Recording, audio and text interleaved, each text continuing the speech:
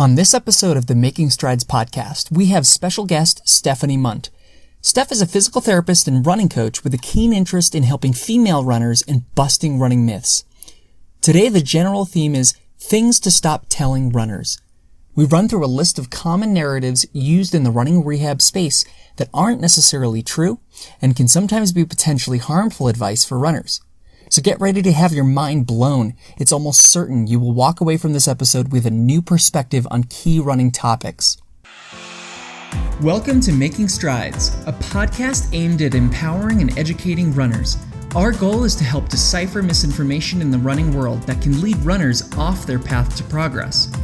With an evidence-guided approach, this podcast aims to give runners the resources they need to foster healthy, lifelong running from track to trail. I'm AJ Cohen. And I'm Adam Schwert. Let's make some strides. Hey guys, welcome back to the Making Strides podcast. Here we have episode 13 and our second special guest. So today I'm going to have Stephanie Mundt on the podcast. Adam and we invited her on here because she's doing some really awesome stuff with runners. And I'm going to have her introduce herself. Hey, Stephanie, why don't you say a little bit of something about yourself and your business and everything you're doing? Yeah, so thank you so much for having me on. I'm excited for our conversation tonight. It's cool to share similar beliefs, but also I also want to hear, if we have disagreements, it's cool to challenge our own biases that way too. So I think it'll be fun. But my name's Stephanie Mundt. As you said, I'm a physical therapist and running coach in Scottsdale, Arizona. I have my own business called Volante PT and Performance, and obviously offer physical therapy, virtual run coaching. And then I'm also an assistant coach for a local track and cross country team here in Phoenix. Adam, how you doing today? I'm doing okay. It's very cold here. I know. I wish we were in Scottsdale. I know, exactly. I was just going to say, I'm so jealous of Steph. We're actually thinking of maybe trying to go down to Tucson here in a couple of weeks because I'll be fully inoculated or whatever you want to call it here in the next couple of days. So it's like, oh, maybe we should travel. 75 and sunny today. So I know. Not a bad time. Super jealous. That's perfect. I'm one of those guys who I'm like, I would rather run in 100 degrees than 0 degrees, or I'd rather run in 90 degrees even than like 32 degrees. I just hate the cold, and I do so much better in the heat. Yeah, you like it here. That's pretty much what we do all summer. 90 to 110. Awesome. So today we have a couple of interesting topics. It's kind of like a mishmash of a bunch of different things, and it's based off of a series of posts that you did on Instagram. The theme around all of these posts were things that people should stop saying to runners, either because it's just straight up misinformation or because it's potentially harmful to some capacity to these runners. And so, I know Adam and I post a lot about this type of stuff too, but it was just cool how you framed it, like things people need to stop saying to runners. And, I think that's really awesome. And we're going to hit on so many of these topics that are like controversial, and not everybody is going to agree with everything we say right off the bat. So we're happy and ready to provide resources and like references to anybody, or just point people in the right direction. If anybody has an objection or wants to just reach out on Instagram or Facebook or email and just have a little bit of an extended back and forth or something like that about this, feel free to do that. But a lot of these are kind of, what we would call myths, and that are just circulating and rampant in the running community. And we really I feel like it's our mission, the three of us, we probably share a similar vision to get all of these just extinguished from the community.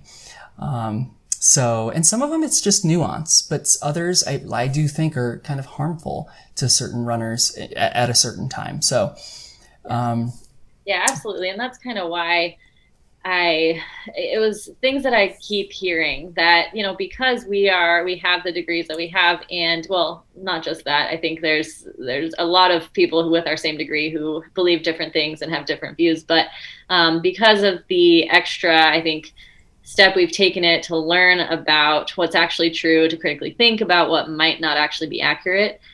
We think this is common knowledge, but it's just over and over again that I hear runners come in, or I'm coaching them, and they ask questions about things that are actually harmful. I think a lot of them are more than just neutral. It's like, oh, I either know that or I don't. But I think more often than not, they are actually harmful. Yeah, So totally. I even got into, we've all had our fair share of these, but like, I think the post I did, the New Year's resolutions posts for runner, and I just like stuck in the middle. It was like up and running PT approved New Year's resolutions, and I just randomly stuck in the middle, the most controversial one, just tried to hide it in the middle. And it was to stop stretching and foam rolling. And just the example of like this controversial topic and how it just, people just start getting angry or whatever. I got a lot of backlash from like friends and like a lot of people in the community about that. And I had to do a lot of explaining. And anyway, so like, we don't mean any harm, and we're not trying to tell runners they're doing things wrong or anything like that. And I think it's just, we're trying to just open some eyes, and we just hope that everybody has an open mind, But I'm going to go through, just what the topic is, and then we'll have you kind of go through, what your thoughts are around that topic first, and then we'll maybe go back and forth a little bit. And I'm going to try and keep us not strictly timed, but maybe 3 minutes per topic. Okay. So the first one is things to stop telling runners. Strength training will prevent injuries. Okay, go, Steph. Yes. So the reason behind that one, I think strength training is so beneficial. I wish, my bias is that it can help reduce risk of injury, but that's just not true, unfortunately. Maybe someday we will find that it is true. But truth is that there are a lot of very resilient, robust runners who never do strength training and are just fine. And on the opposite ends, and there are runners who do all the strength training possible, but they still get injured.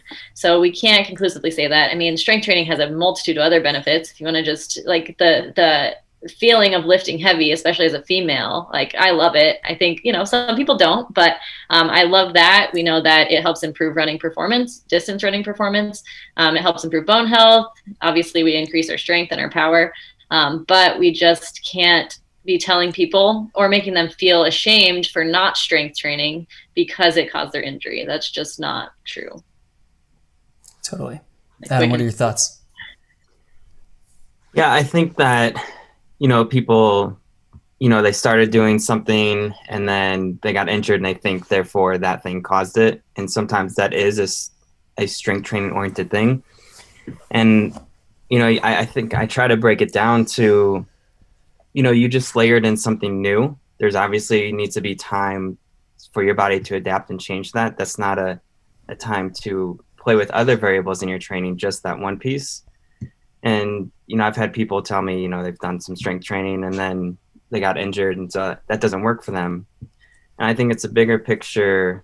We need to look at what exercises were you doing? What days of the week were you doing that on? What was the intensity? What was the volume? Like, I think people need to be more critical about it rather than just assuming one thing or another. Yeah. I think we should clarify that maybe people are seeing certain studies and stuff like that. But the reality is that, because I actually just saw, I think it was Trail Runner magazine or some running magazine or source said that strength training prevents injuries. And the study they cited wasn't on runners. And so it was just all cause mortality and like general athletes and stuff like that. But the reality is that we really don't have any good studies yet, right? We can pick apart like that. Adam, you just posted the other day about the New York City Marathon study. And what was the first thing we picked out of that it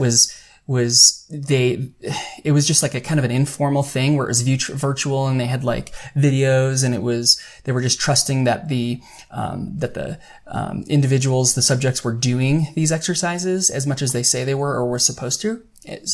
And then the biggest variable was that the programming was really bad, right? So, all of us can think of a multitude of other exercises that could have been much better for those runners, right? So we just need somebody to have the right study come out, and that before we really know whether or not, or we can more confidently say whether or not strength training reduces injuries or not. I think that with the research that's out there, we can't necessarily say, maybe we can. I mean, we can't say that strength training reduces injuries, but we also can't say that strength training doesn't. You know what I mean? I just think that we don't know yet. Yeah. Exactly. Yeah. And considering that study specifically, I mean, once I saw the protocol and I listened to that podcast you sent me that kind of talked about it, like I wouldn't even call that strength training. Like, maybe for somebody who is relatively deconditioned or never done any strength oriented, it's like dynamic exercise. Yeah, for the first 2 weeks, maybe, but then after that, like there hit a ceiling effect, and you're just wasting your time.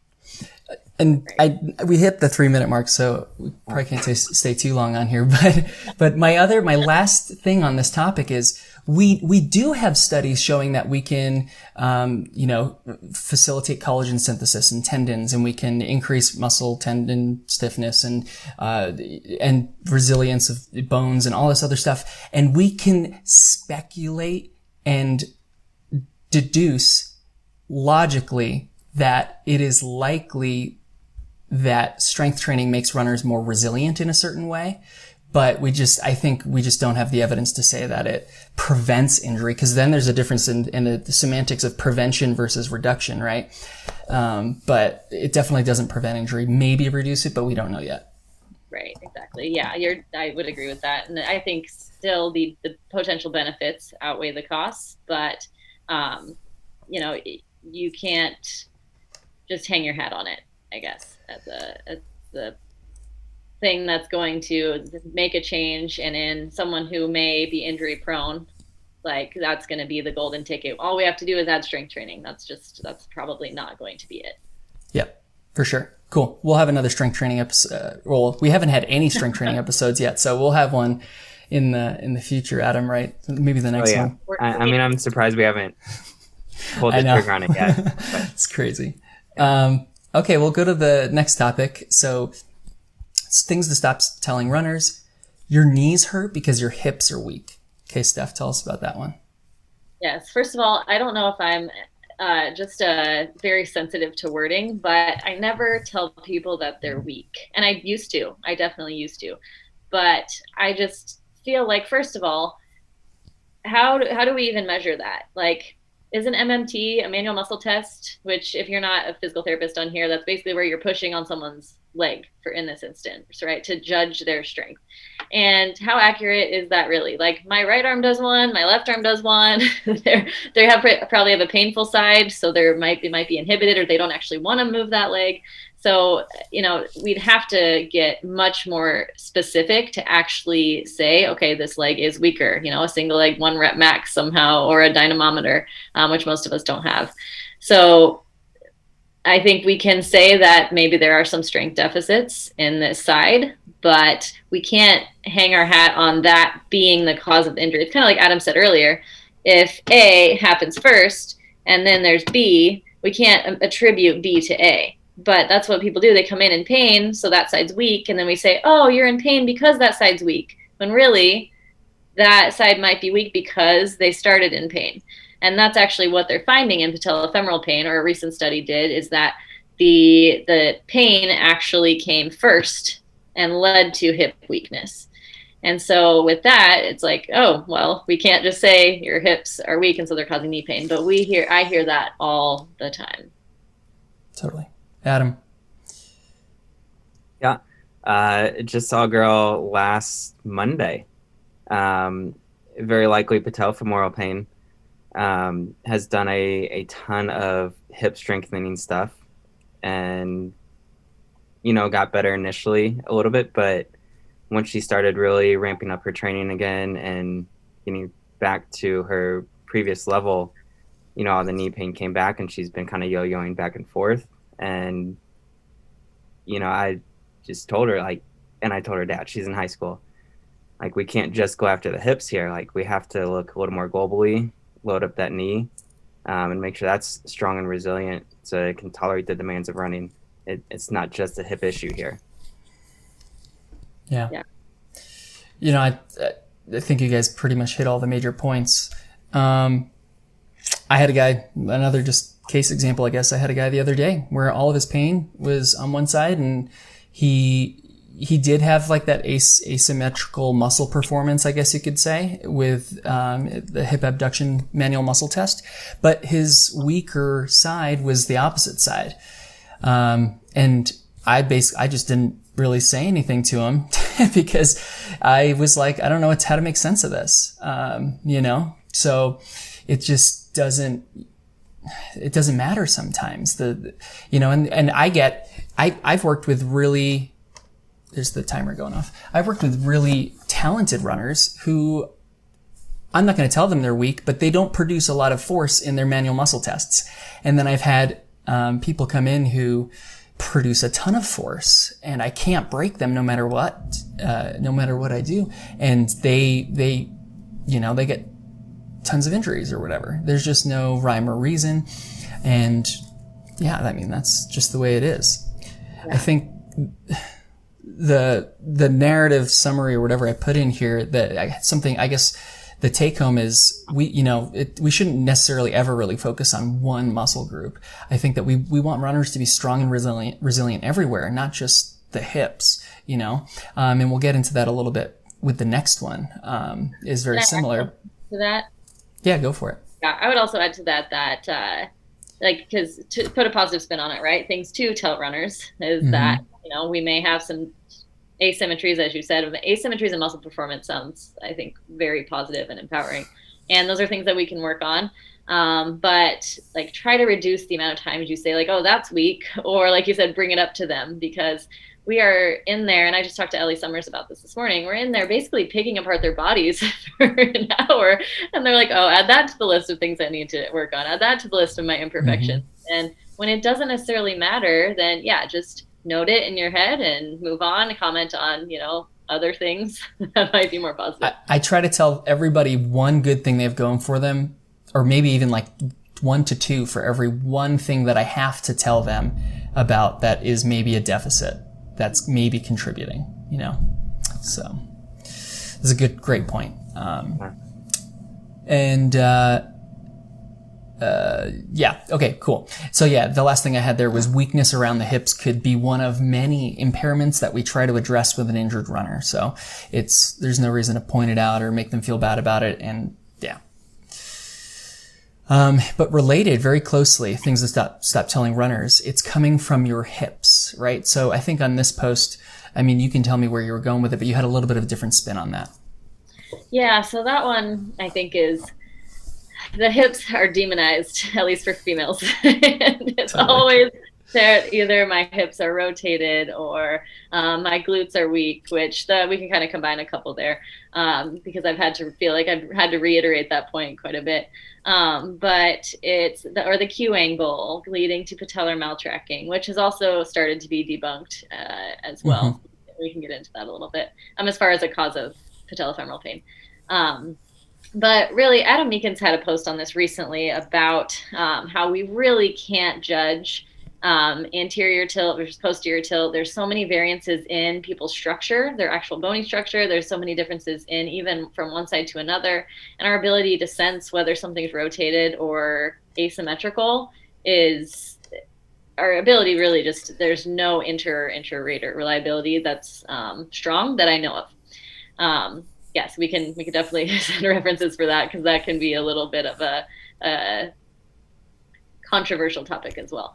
But with that said, that again, these things that are focused on structural issues that can't be fixed, why even bother talking about them? If it's something that we can work on, or just say, hey, we're going to work on your hip strength, and that's going to help potentially with your performance, potentially with reducing your pain. Always with perhaps and potentially, getting comfortable in that gray area. I think those are just much more empowering than telling someone something that they really can't fix. It's like being like, oh, you've got like, I don't know, there's something. You're flawed.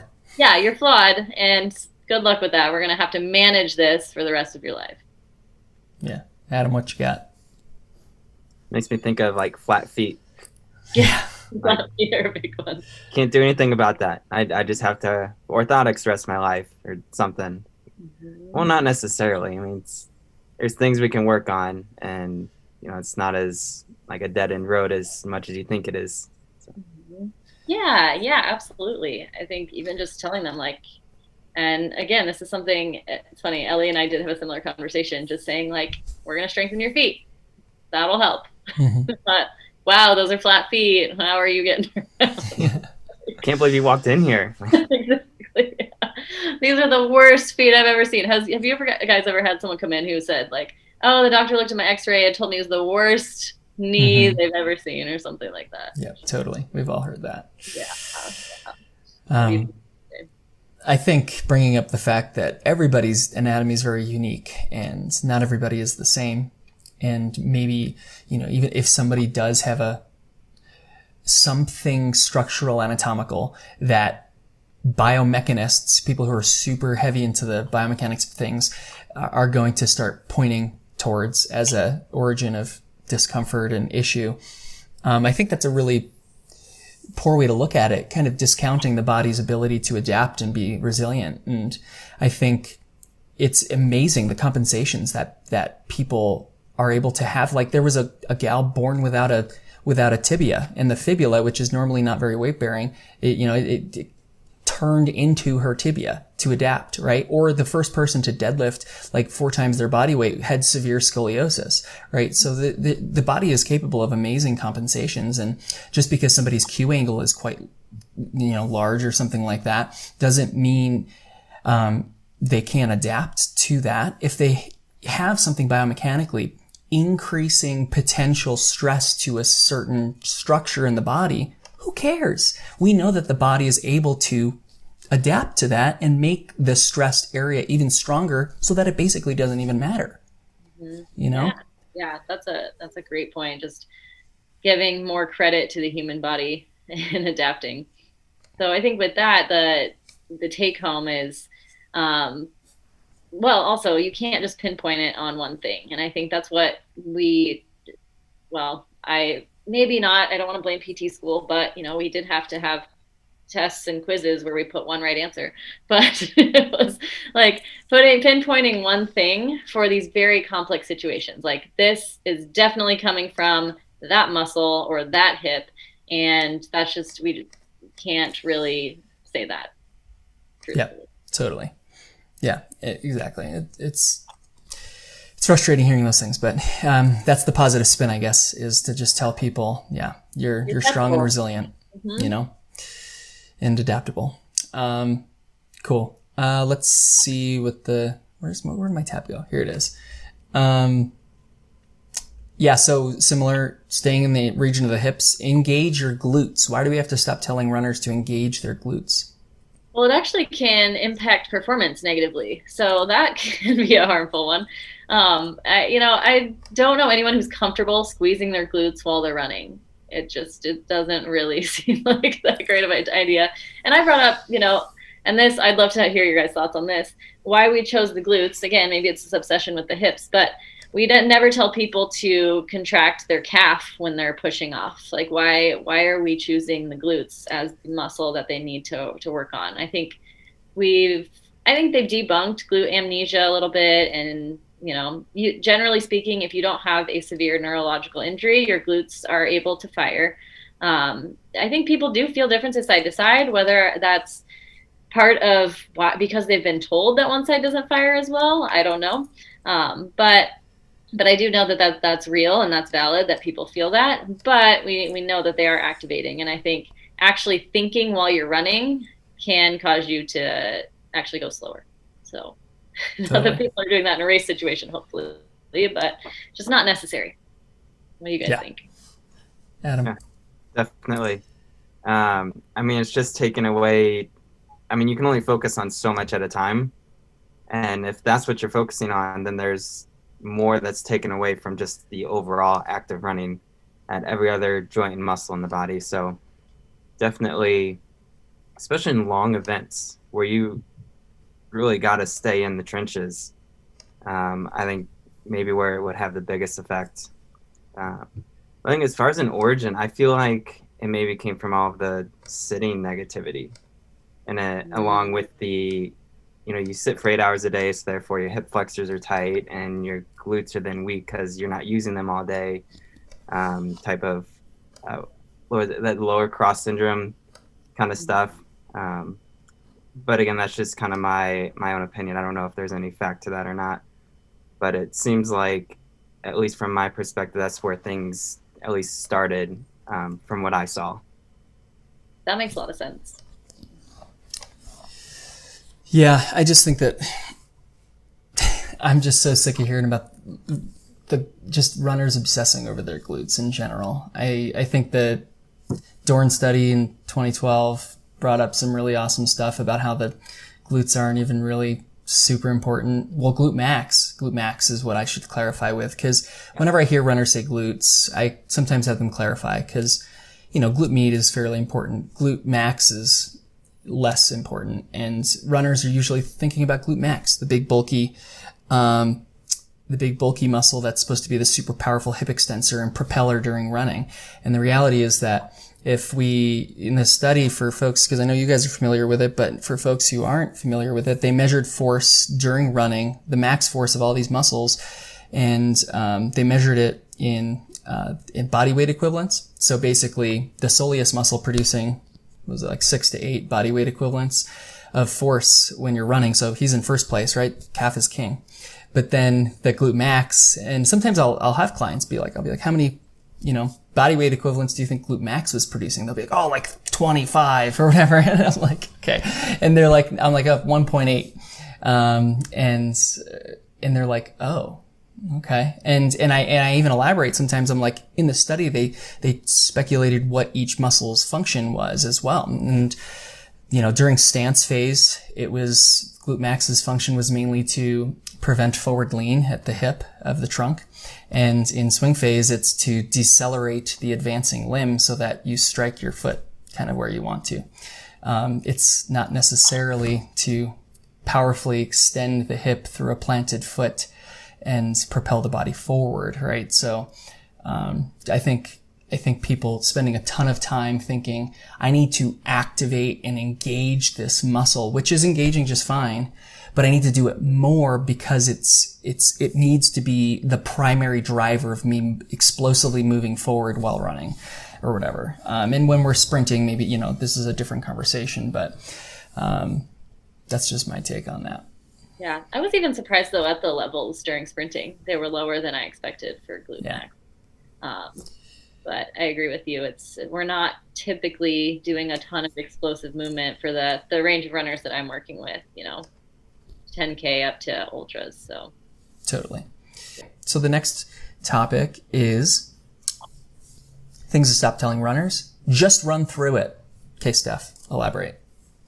Yeah, I don't know that many healthcare clinicians do this, because we do tend to, and I don't mean to give off a too much of a negative tone, because I think there are so many positive things that we can gain from this. But I do think that we medicalize people, and probably it is, it's not intentionally harmful, but I think it's kind of an over concern for some issues in the running world, but an under concern for others. So, for example, for tendon issues, muscle strains, stuff like that, for the lot or patellofemoral pain, IT band syndrome. Generally speaking, people don't need much, this manual intervention. They need a smarter training plan and a plan to get back to their running, and a smarter training plan. I would incorporate strength training as well, but I think it can be a lot less hands-on than we want. That's a little bit of a tangent. On the other side, bone stress injuries, I don't think are handled seriously enough. If we have extra time, I'll give some examples of that. But in regards to just run through it, I think family, friends, I've seen a lot of these Facebook groups, like specifically in regards to shin splints, to just run through it. And yes, there are a lot of, again, I don't know if you can call them running injuries, more so as like aches and pains and niggles that you can continue running through, but oftentimes changes are going to be helpful. So it's not like you have to keep running through and like grinning and bearing it and gritting your teeth through these runs, especially with shin splints. You can go see someone who will help you modify your training and get you through that injury much faster. Yep. For sure. I think you kind of hit on this, but to say it more bluntly, I think the just run through it paradigm comes more from the running community and less from medical clinicians. I think they almost take, just speaking very generally, that they take such a conservative approach. It's like, don't run for 6 weeks. And then we'll do like this very conservative walk run program. And really, I think that just comes from a lack of knowledge and experience very specific to running to understand what variables we can play with in a given situation so that we can potentially keep you training as much as possible, while still keeping you in a safe kind of ecosystem so that it doesn't get worse, or that, maybe in the case of a bone stress injury or something that's, going that direction, that we are then being conservative in that state. So yeah, that's a great point. Yeah, I think just run through it's just as bad as don't run at all. It just depends on the context. But like you said, bone stress injury versus tendon, very different treatment approaches. But yeah, I think I agree with what Adam said, how it's more so like probably in the community, or maybe even with coaches on a younger athlete kind of level as well. So you guys working with more so the high school athletes and stuff like that, right? I don't see many of those, but maybe more of an issue during college and high school and stuff where folks are really just trying to run through things. Maybe even especially in college, where maybe somebody's there, they're there to run, or they're there for, or they need the scholarship. Yeah. So anyway, so, and you said exactly what I had as the kind of alternative narrative, how you just find a running specialist, PT or healthcare professional who can really just help you develop a framework, some rules around pain depending on what's going on, and they can help you get back quicker than either just running straight through it or not doing anything. Cool. So the next one is, you're not stretching enough. Why do we have to tell stop telling runners to stretch or stretch more? Yeah, you posed an interesting question of why runners might be stretching. And I think I don't know if this was, how this came to be really, but I used to think this as well, is that stretching prevents injuries.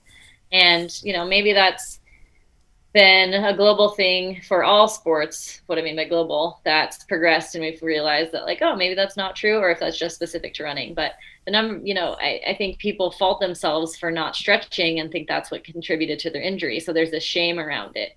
And then we added to it by saying you're not stretching enough, when really that's just not true. It is not true. And so we have to stop spreading this misinformation, which again can be harmful by creating this shameful experience. It's always like this head hanging, like, well, I probably wasn't stretching enough, and like, no, you're probably good. If you like stretching, go for it. Just do it separate from your runs. If you don't like stretching, you're probably okay. It's like, you're doing great. Let's just modify these other things. But there are so many more things that you can spend your time on. And I don't know too many people who are like, I want to do all the things and spend all day doing my stretching and my strength and my running. Most of us have other things in our lives. So if we want to get the most bang for our buck, stretching is just not it for running.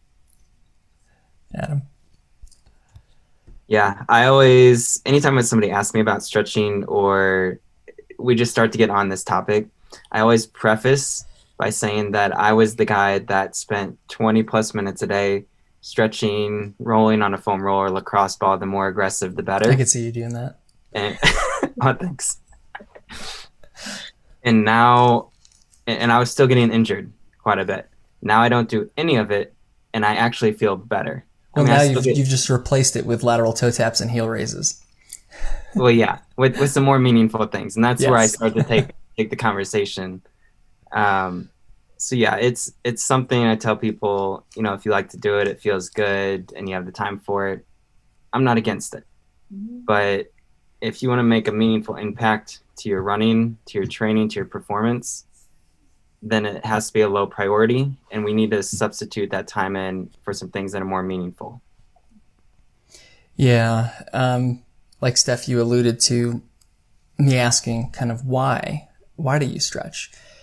Whenever a runner says anything about stretching or asks me about stretching, I usually just pose a question to them, and I ask them, what are you hoping stretching achieves for you? What are you hoping that it does? Because some people are like, well, I stretch because I get injured if I don't, or I stretch because my calf feels tight if I don't, or I stretch because whatever reason, because I enjoy it, right? And that's what I usually say is like, look, if you like to stretch, great, go for it. But for the other conversations that are more complicated, if they're stretching because they think it's preventing injury, or they think it's reducing this perceived tightness in a muscle where maybe this muscle just needs some strengthening and better load management.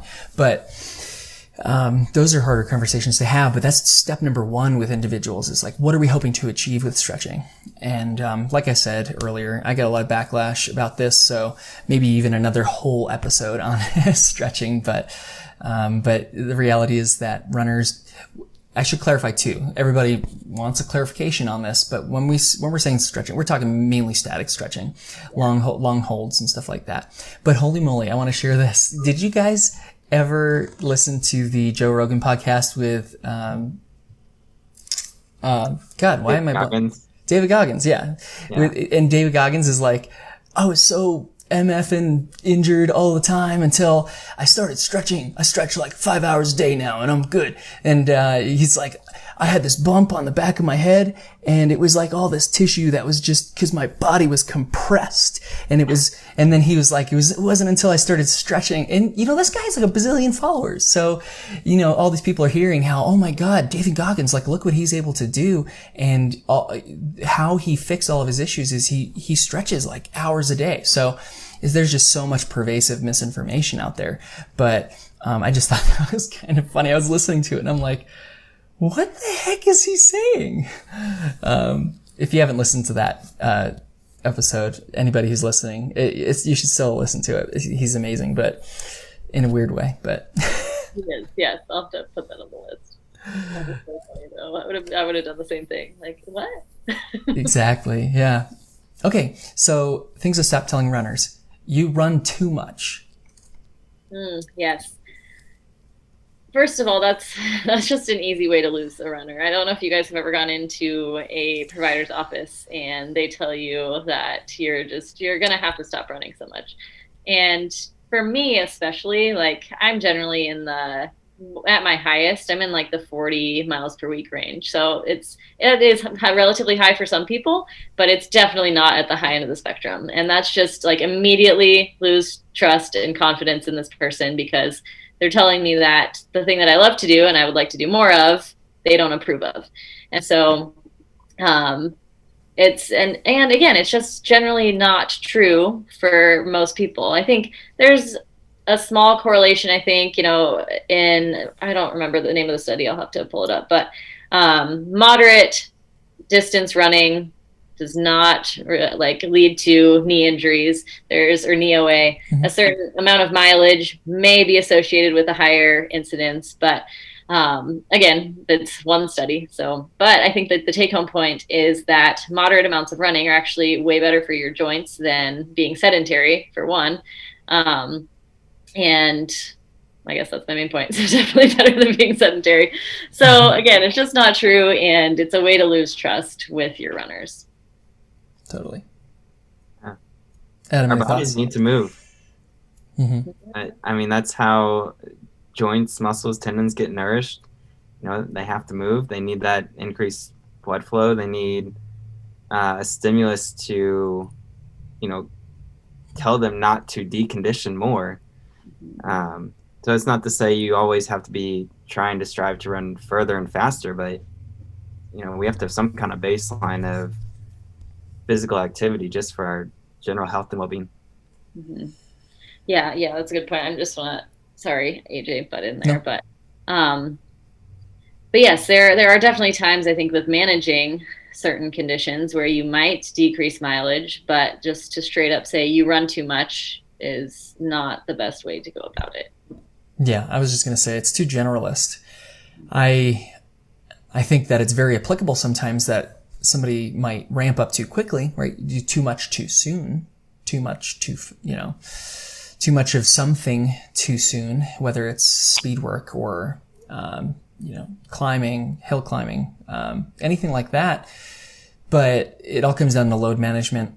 And what is too much is less of a question of the amount of volume in that moment or leading in the weeks even leading up to it. It's everything across their a longer period of time that we have to really look at. And maybe it is that they did too much a couple weeks ago, but, and that kind of tripped off some sort of issue. But just generally saying you run too much is, just a really good way to like lose a lot of rapport with your runner. Mm-hmm. So, okay. So things to stop telling runners. This is the last one. Running on pavement is bad for you. Yes, especially the knees. Don't do it. Don't do it. You got to drive 30 minutes to your nearest forest, create a trail, and run on that trail, or you're going to get injured. Or run on the grass next to the on the sidewalk bike trail or the little dirt trail. I see people. I'm like, it's probably harder. It's probably slowing you down a little, but whatever. Yeah. And I think there's definitely differences in the research in like impact forces, but we can't directly correlate. We still don't know if impact forces lead to injury. And so when they actually look at what the body does to respond to the different surfaces, it actually like changes your leg stiffness. So you end up landing very similarly on different surfaces. With that said, I think some people do feel better on softer surfaces, and that's valid and that's real too. But really the point is to take out the fear of running on pavement. Because a gal I was working with was like, I've heard that this is really bad, and I'm like, but I'm not sure how I'm going to get my runs in because I'm going to have to drive to the canal. And let's just diminish that fear. You're going to be okay if we progress you appropriately when, 95% of us have concrete or asphalt right out the door. And that's why we love running, is because you can just go out the door. So let's not create more barriers to participation in this sport that can be really fun. Mm-hmm. Adam? I don't know that I have much to add to that one. I think Steph summed it up pretty good. It's all about your progression and, being honest with how you're responding to the training that you've done in the past several days in the last couple of weeks, and responding to that accordingly. And, if you're not feeling so hot, you need to scale things back. If you're feeling good, go ahead and progress forward. But we don't have to make it much more complicated than that. Yeah.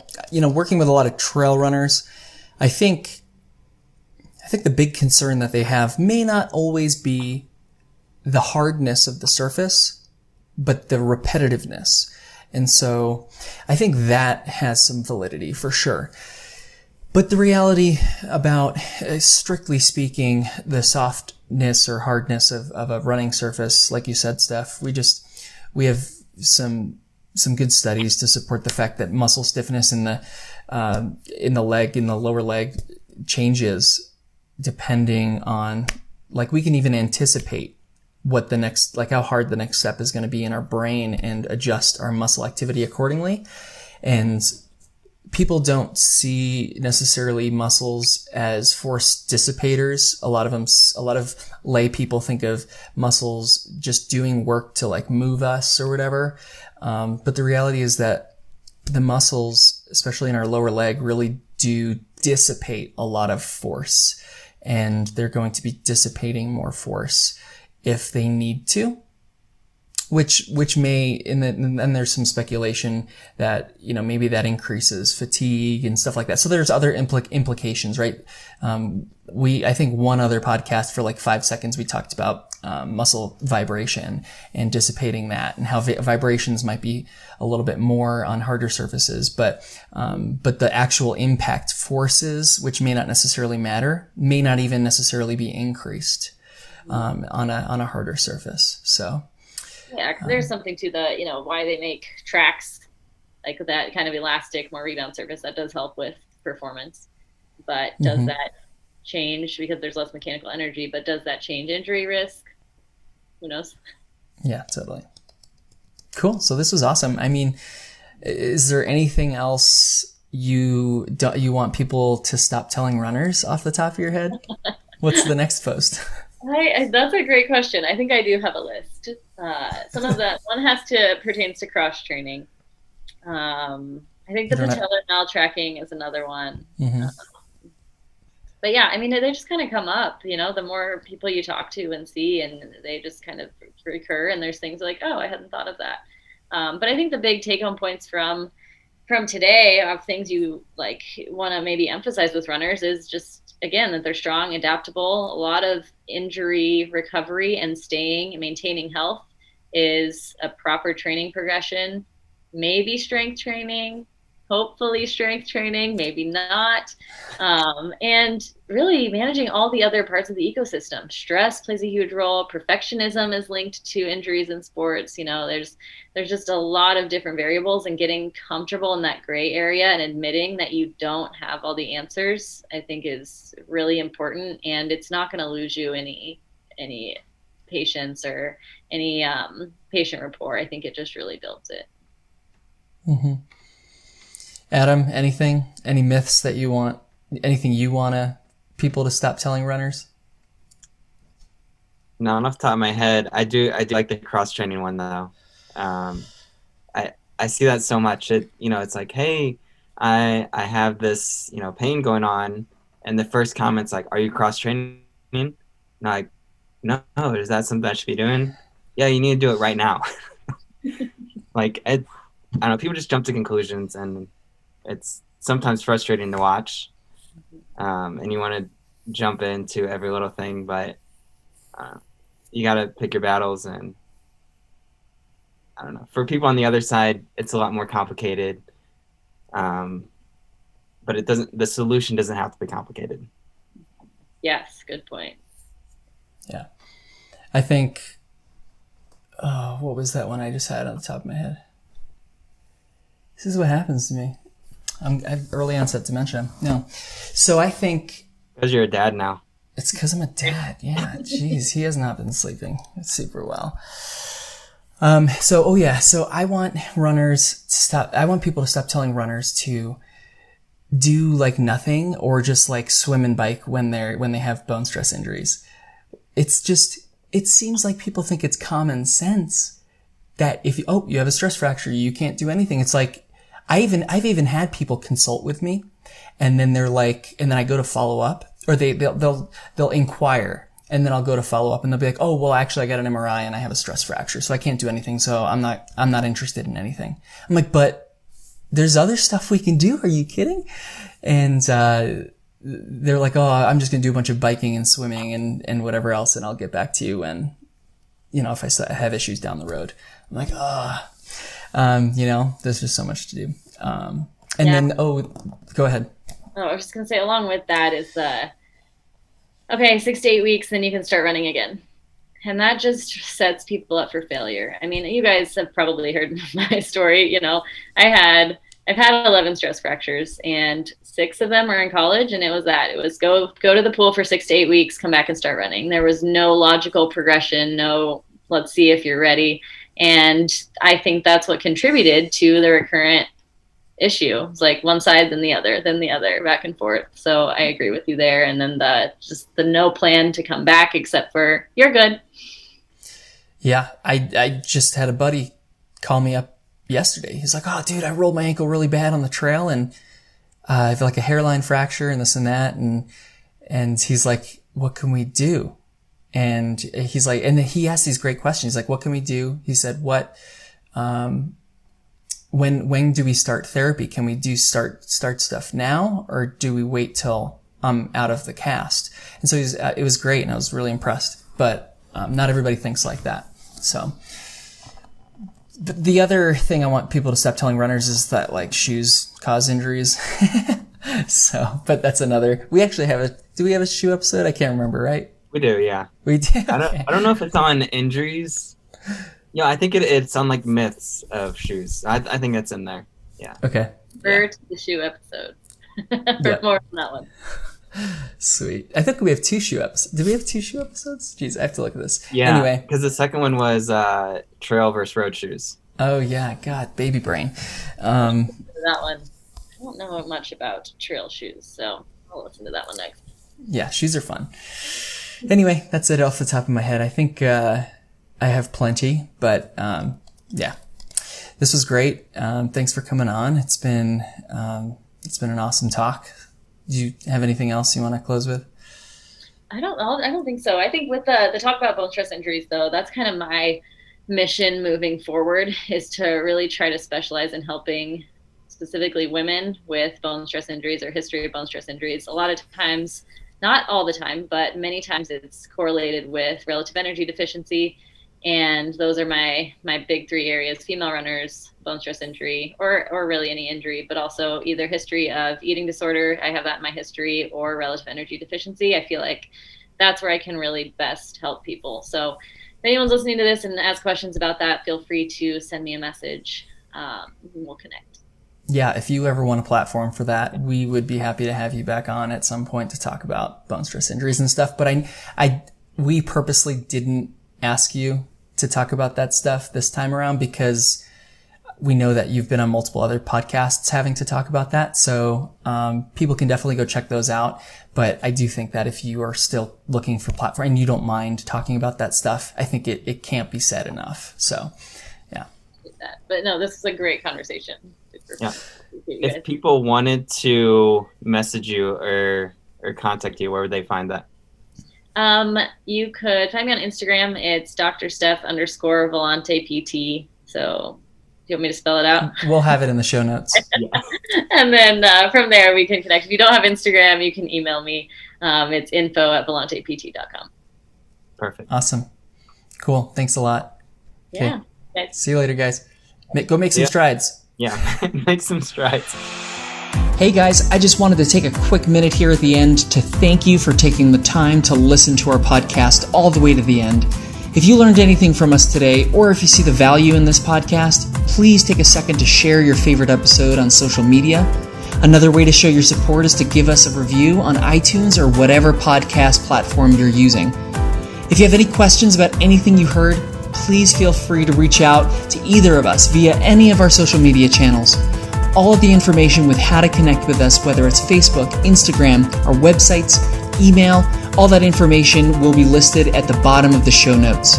Lastly, as a thank you for your support, for anyone who mentions this podcast, you can receive $10 off any service to work with either Adam at Run Mental or me at Up and Running PT. First-time clients only. Okay, guys, have a great day.